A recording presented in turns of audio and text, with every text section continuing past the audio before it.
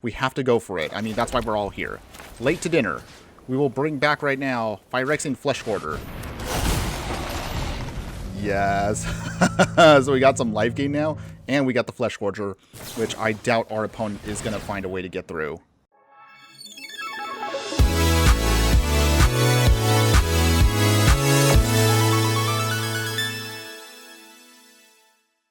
Hello my fiery friends, the Infernoman here with the latest in budget deck technology. And for today's deck, we're going to be going into the historic format to actually play a deck that I've played in various forms, but only on a small scale. So instead, I figured, what if we put together a super powerful deck, but also one that's budget friendly and doesn't drain you basically of all your rares and mythics. So bold strategy, Cotton. Let's see if it pays off. But I found a way to put together this Orzhov deck that allows us to play everything on curve, or you can also play them out for their full cost, or of course, the more fun option is to cheat them into play for a smaller amount. Simply put, this is the Reanimator. But as always, let's go over ahead and talk about the stats of the deck before we jump right into it. So we're going to be playing an Orzhov style deck of white and black. You're having average mana curve of about, wow, that's actually really high at 4.2. But don't worry, you're not going to be actually casting stuff at that high of a curve. It's going to work out. You're going to trust me on this one. The creatures amount we're looking at right now is 18 total. We have 14 sorceries, 6 artifacts, 4 enchantments, and a 24 land package. Now, obviously, Reanimator decks are not anything new to Magic the Gathering. There's plenty of variants of this, but most of them that are playable right now in Historic tend to be a little bit on the expensive side. So instead today, I managed to find a good balance of cards that honestly you can play on curve, as I mentioned earlier, but also you can cheat them out for a big amount, or you can even play them for its full cost, and they're still going to be highly effective. But now with that intro out of the way, let's go ahead and talk about what we're reanimating. Simply put, we're going to be trying to reanimate our big creatures here, which is why the curve looks so massive. We're looking at Steel Seraph here. We're looking at Troll of Khazad-dûm, Grave Titan, Massacre Worm, Serra's Emissary, and Phyrexian Flesh Gorger. Now, why these cards in particular? Well, simply put, let's talk about Steel Seraph and Phyrexian Flesh Gorger first. So, with these two cards, they have the Prototype ability. So, for those that are unaware, Prototype basically is like a reversive kicker. Instead of paying an additional cost as you're casting the creature, you can pay a cheaper cost and have a smaller version of the creature. So in this case, Phyrexian Flesh Gorger is basically a 3/3 for 3 mana, just like Steel Seraph, also a 3/3 for 3 mana. So these cards actually can be played on curve, or you can play them for their full cost, which makes them very powerful. As far as ways of getting more value out of our deck, we're going to be taking advantage of also Grave Titan. Let's talk about this card real quick because it's a super sweet card and was recently added to Arena. Grave Titan is a 6 mana giant with Death Touch. It's a 6/6 that says when it enters the battlefield or attacks, you create 2 2/2 black zombie creature tokens. So tons of ways of getting this out, and of course doing a lot of damage, but also you have a bunch of extra chump blockers that you can help make your deck go wide and prevent your opponent from overwhelming you. Our other targets that we have, we're going to utilize Massacre Worm. When this enters the battlefield, creatures your opponent control get -2/-2 until end of turn. And whenever a creature an opponent controls dies, that player loses 2 life. So it's a pseudo wrath and also helps us kind of thin out our opponent's life so we can click closer to victory much easier. As far as our final target that we're going to specifically target, we have Serra's Emissary. This 7 mana angel flying with 7/7 says when it enters the battlefield, you choose a card type. You and creatures you control have protection from the chosen type. So that's the main reason why we have this in the deck. It's basically a way of kind of locking out one of our opponent's card types and ensuring that we can get to our victory a lot easier. But you'll notice I didn't really talk about this specific card. This is actually one card that not only is great to reanimate, but also surprisingly great value for what it can do. Let's talk about this for a brief moment here specifically. Troll of Khazad-dûm is a 6 mana 6/5 troll. The troll itself cannot be blocked except by 3 or more creatures. So simply put, think of this card as having extra ultra souped up menace. It's really awesome actually. But honestly, the other main reason we have this is it has swamp cycling. So swamp cycling basically means that we can discard this for the 1 mana and search our library for a swamp card, reveal it, and put it into our hand and shuffle. Honestly, that's actually great value for us because that means we could cycle this card away, grab one of our other lands to make sure we can stay on curve and then cast what we need to, and also throw this into the graveyard so we can then reanimate it with one of our 2 other cards here, which we'll talk about right now. These 2 cards basically do the same thing, and Burial Rites and Late to Dinner are both cards that for ideally 5 or 4 mana, we can then return a creature card from our graveyard to the battlefield. battlefield. With Late to Dinner, we also get a food token, which is just a sweet bonus to help us stabilize. Burial Rites allows us to cast it twice because it has the flashback mechanic added to it. So that's basically how it's going to work. We're going to try to get these cards into the graveyard, reanimate them with either one of our targets here, and then get them out for massive value. But as I mentioned earlier, how do we get these into the graveyard? Good question. Well, there's a couple ways we can do that. We have either copies of Raffine's Informant. When this enters the battlefield, it connives. By doing that, we make sure we discard a card and draw a card. And if we discarded a non-land card, we put a +1/+1 counter on our creatures. So ideally, you want to try to toss away any one of our creatures here so we can reanimate it for a super cheap cost. Your only other option here comes in the form of creature removal in Bone Shards. Bone Shards basically allows us to destroy a creature or a planeswalker as long as we either sacrifice a creature or we discard a card. And ideally, in our case, discarding a card is the best option for us. So with that, that's basically the whole game plan for you, but there's other ways we can also cheat big stuff in for a better amount. So as I mentioned earlier, the Phyrexian Fleshgorger and the Steel Seraph can come in for a cheap cost, but what if we can flip them and make them extremely valuable for even less without having to reanimate them? So that's where Touch the Spirit Realm comes into play.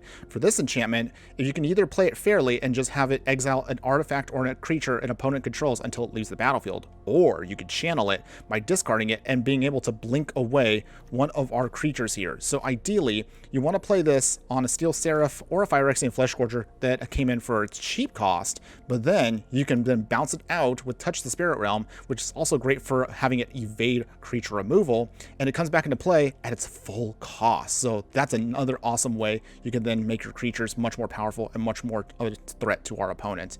Otherwise, the only other cards we have in the main deck is Feed the Swarm. It is a little bit of an awkward card if you think about it, because the card again is a sorcery speed, so it's slow, but it helps us also get rid of enchantments and creatures. So ideally with this, you have spot removal now for enchantments, Touch the Spirit Realm if we need to can get rid of artifacts, and Bone Shards can get rid of planeswalkers. So you're actually pretty well rounded with this deck and how it works. We have Geir Reich Sanitarium. This legendary land basically for 2 mana can help us just draw a card and discard a card. So ideally you can then filter out what you need, throw these into the graveyard to reanimate them, and this helps us also ensure that our opponent can sometimes throw away critical cards that they cannot utilize. As far as the land base, we have to make it very specific so we can take advantage of the Troll's ability to cycle away and pull out swamps. Notice that I mentioned also that the Troll can get swamps, and they don't have to be basics actually. So this allows us to cheat in things such as Snowfield, Sinkhole into our hand, or Sunlit March. Yes, because we are a budget deck, this is the only options we have, but they actually work very well for us. Otherwise, you're going to be rocking some snow-covered plains and snow-covered swamps. You actually don't need snow-covered, I just want to throw them in there because we also have the Sinkhole itself. And then finally, as far as your sideboard game plan is, depending on what your opponent is doing, we have copies of Duress for control matchups. For enemy graveyard decks, we have our own copies of Soulglide Lantern. If we have some reprieves, these will help us just bounce away stuff that we don't want to deal with, such as counter spells. Fractures are going to be more of a catch-all if we have to swap out, say, the Feed the Swarms and get a little bit more flexibility to destroy more artifacts, enchantments, or planeswalkers. And then finally, as far as the fact that, well, we can't afford more Massacre Worms because, again, we just are a budget deck, we have also copies of Archfiend of Sorrows, which kind of does the same thing, but also what's sweet about it is this card also has flying. It is expensive, but it also does the pseudo wrathing of -2/-2, and it also has the unearth ability, so we can actually bring this back on its own. But otherwise, you tell me below, is this deck capable of handling itself despite the fact that other Reanimator decks are way more powerful and expensive than ours?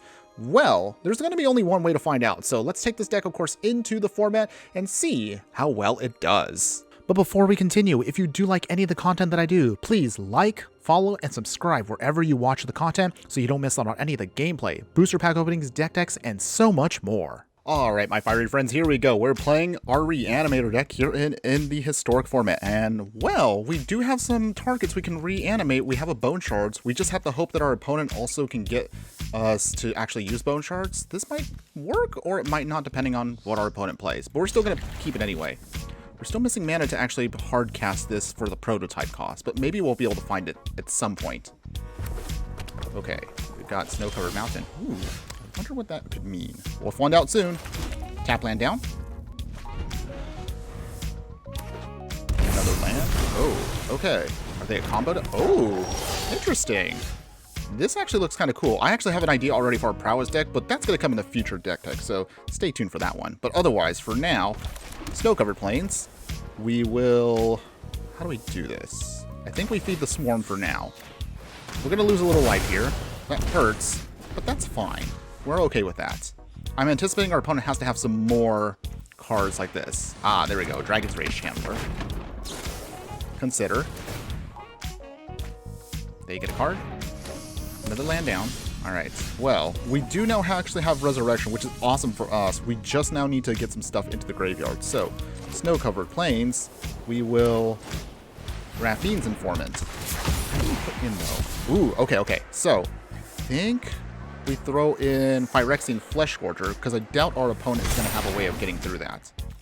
With that, we will also throw away Grave Titan just in case. Dragon's Rage Channeler is down. So now we have two options depending on what our opponent is going to be playing. Shockland. Another Dragon's Rage Channeler. Come on, opponent, tap out, tap out. Oh, if he taps out, that'd be so awesome right here. Okay, so we get shocked. Play with fire. They get to scry. If they even get rid of Raffine's Informant right now, that's perfectly fine too. Ooh, they do. Okay, so this means that they should have no counterspell at this point, hopefully. We have to go for it. I mean, that's why we're all here. Late to dinner. We will bring back right now Phyrexian Flesh Hoarder. Yes. So we got some life gain now, and we got the Flesh Scorcher, which I doubt our opponent is going to find a way to get through. Opponent, you can do whatever you want at this point, but it doesn't matter because I think we're going to be able to close out this game very quickly here. Alright, they get another into the graveyard, Otherworldly Haze. But there's no way that an Izzet deck has enough removal for a Phyrexian Flesh Scorcher, so I think we're perfectly suited here to keep going. Let's get rid of that Dragon's Rage Channeler, just in case. I doubt they have anything to stop it. Otherworldly Gaze. That's perfectly fine. Alright, so they get into the yard, the Faithless Looting. They do their thing. But we still get rid of their card. We go down one life, which is okay for us. Now we just swing right here. Oh man, that was beautiful. Oh, that felt so good. Okay, so we'll pass the turn here. Okay, opponent. Clock is ticking. Okay, clock is ticking. Do you have any answers left, opponent? Because I'm pretty sure we're in a really good spot right here. Not to, of course, toot my own horn here, but I really don't think they have any way of stopping us. Sure, opponent. You can definitely play that Finale of Promise. That's okay with me. They shock us. Faithless Looting. What deck are they? Are they a Phoenix deck, or are they just pretty much just trying to do the Surveil thing with Dragon's Rage Channeler? I have no idea, but I guess it doesn't really matter at this point. Oh, okay, so they are a Phoenix deck. I do like Phoenix personally, but Phoenix just doesn't hit as well anymore as it used to. Still, I have a respect for the deck, and there we go, everybody. Our opponent just gave up. There really wasn't an option against that. Whew, oh man. Man, once we get a big card out like that Phyrexian Flesh Scorcher, it is game over for our opponent. Oh man, that was beautiful. Alright, my fire friends, here we go. We are playing our Reanimator deck here in Historic, and well, we definitely have reanimation spells, but we don't have anything to reanimate, which is kind of awkward. So, I think we're going to have to mulligan this. Let's see what we get now. Okay, so with this, well, we do have some better options here, so I think we can keep this hand. And we will put back, I think we can get another land within the next couple turns. So, I'm going to take that bet right now. We'll put that back. We'll put down Sunlit Marsh. And we'll see where we go from here. Alright. Okay, looks like we're dealing with Guild Gates. Okay, can we outrun the Gates deck? We will find out here. Raffine's Informant. Connive. Oh, perfect. We did get our other land. Great. So with that, we will throw away the Flesh Scorcher. And then we can reanimate on turn 4. So we're in a good spot now. Let's see if we can just outrace our opponent here. All we have to do is just do enough damage and then stop them. Most opponents that you play against with this are not obviously not playing the version we play with the Angels, usually, which is what to help stabilize. So I think we should be okay here. Swing. 17. Second Raffine's Informant. Alright, here we go. Can we get something up? Okay. Well, with that, do we keep the Bone Shard? I think we have to keep the Bone Shard just in case.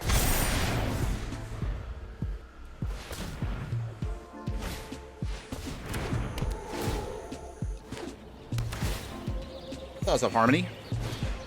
I have to go run real quick, everybody, to close my windows. Apparently, there was some lawn mowing going outside. So that's fine. Alright, so what do we do here? Okay, I think we have the Snow-Covered Forest, or Snow-Covered Plains, sorry, my mistake. Late to dinner. Flesh Scorcher coming back. We go swinging here. They're obviously going to have to block with the Grazer. Down to 17.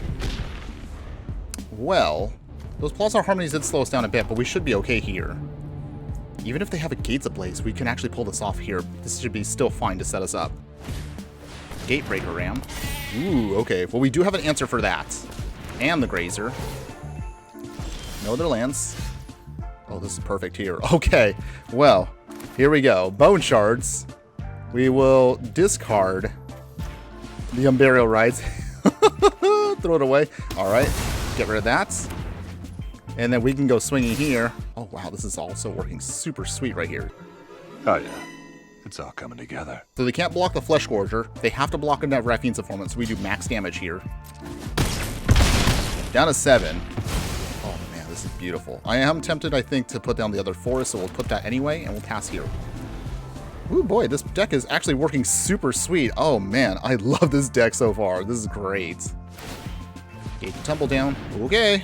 Well, they're tapped out at this point. I don't think they have an answer at this point, so I think this is game for us. We swing here, and we beat the Gates deck. We outraced them. All right. Oh, that was a beautiful run. That's exactly what you wanted, again, the deck to do.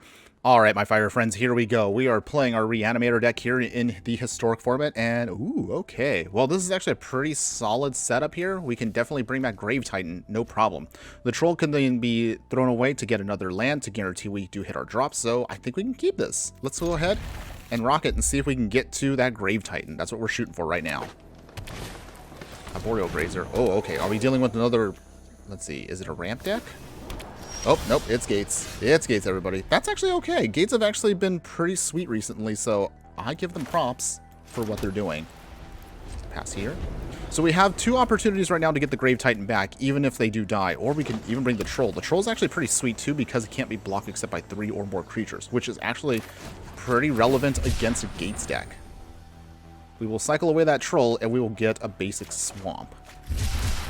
Alright, so now we definitely have all the lands we need, which is great. And from this point, we will Sinkhole.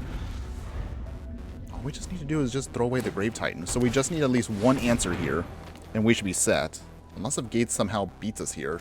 They have a lot of basics, so I'm not too worried about that. Alright. They got the Baldur's Gate, so... Alright, the race is on, everybody. So with that, we will just pass here. We need something to throw away the Grave Titan next turn. Ideally, we should have done it last turn, so we're going to be a little slow here stumbling, but we're going to be fine just the same. Elder Garderob. That's a little scary, but this is also fine because we do have answers for it. Ooh, Flesh Gorger. Okay, so here's how we do this, everybody. First off, we can't afford to have that Garderob get any value. So off the field it goes. On the other hand here, we could put Flesh Scorcher, blink it back with the Spirit Realm, and then we would definitely have a much more bigger option to throw at our opponents. Navigation Orb. Oh, I didn't know this actually got Gates. That's actually kind of interesting. Maybe I should consider that again in the future. Should we play Gates again in the future, everybody? Hey, let me know in the comments below if you'd like to see that again. Okay, well, our opponent is definitely getting a lot of Gates. They don't have the Maze's End yet, so we do have time, but we are running out. Yorion is now summoned. Okay, so we got the Troll. Snow Cover Swamp. Actually, I just realized, now that they have this Yorion, we're definitely going to want to keep that Touch the Spirit Realm. That's going to be key now to get to victory here. So with that, instead, let us play Flesh Gorger. Cheap version. We pass here. I think another option we have is we can also reanimate the Troll, which is actually pretty solid for us, too. Navigation Orb again. Sacking the Orb. Are they going to get more of their stuff out? They obviously can't get Maze's End, so that does buy us a little bit more time. Alright, more Gates. No surprise there. They seek again. But they can't seek the land, which is, again, fine for us. Oh, wow, they got the Gates ablaze. Okay, well, not too worried about that. That's actually okay. That's actually in our favor. So with that, we cycle away the Troll. We will bring out... What do we get? I guess it was just going to be a Swamp. Just to make sure we have something untapped coming in. So with that, Snow-Covered Swamp. We will play... Actually, do we do this here? I think instead we want Grave Titan. Let's get Grave Titan.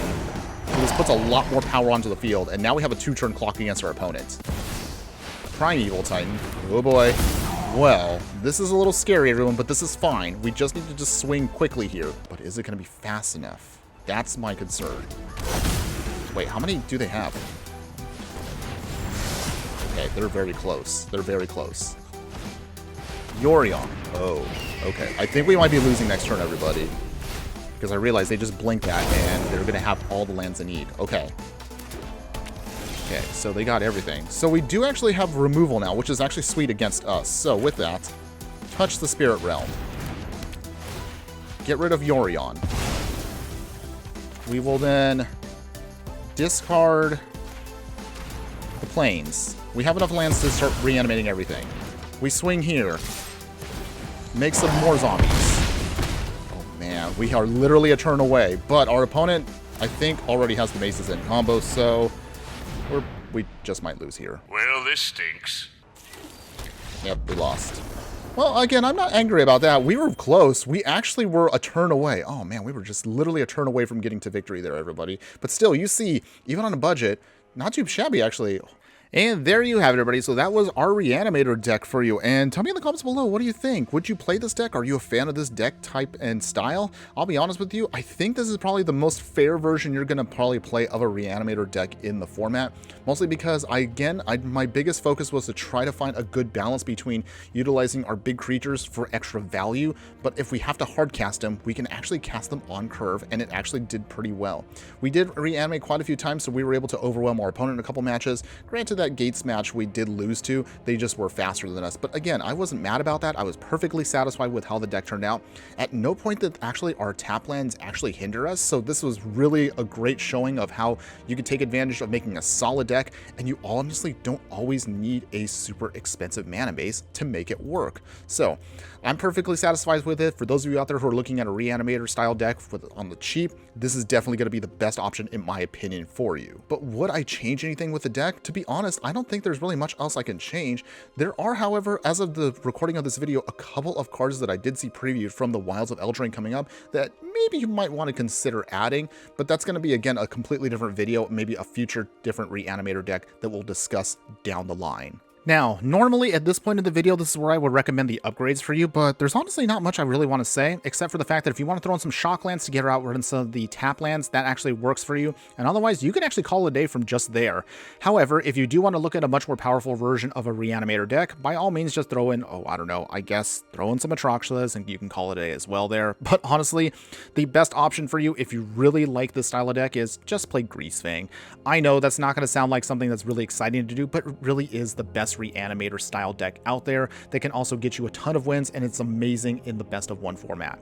The only other recommendation I could give for you is you also could play Dredge. Dredge is actually a much more go wide strategy, and it's actually still pretty cheap to do. I actually put together a while ago a cheap version of that, so if you want to try that out, by all means, I'll put a link in the description below. To be honest, the anthologies that came out recently added in a lot more options and upgrades for Dredge, so be sure to check those out if you're fascinated by that. And of course, as always, I will leave a link for you so you can check out my budget version if you're interested in playing budget Dredge. But overall, my final thoughts I just want to say on the deck is I was actually really happy with how it turned out. It actually turned out a lot better than I was expecting it. So if you are a fan of Reanimator style decks, if you like playing something that's a little bit different where you can still play the game overall fairly, but also still play the cheaty style of deck, if you like something that has a little bit more flexibility in how you reanimate and also maintain control of the board, by all means, give this version of Reanimator a try. So for those of you who are trying to dip your toes into this style of gameplay, I assure you, when you can reanimate your big stuff for a super cheap cost and overwhelm your opponent with what you're trying to do, you will definitely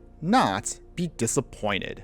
That's all I have for you today. Thanks again for watching, everyone, and just remember that no matter what you do play in the game of life, always be sure to burn bright. Later.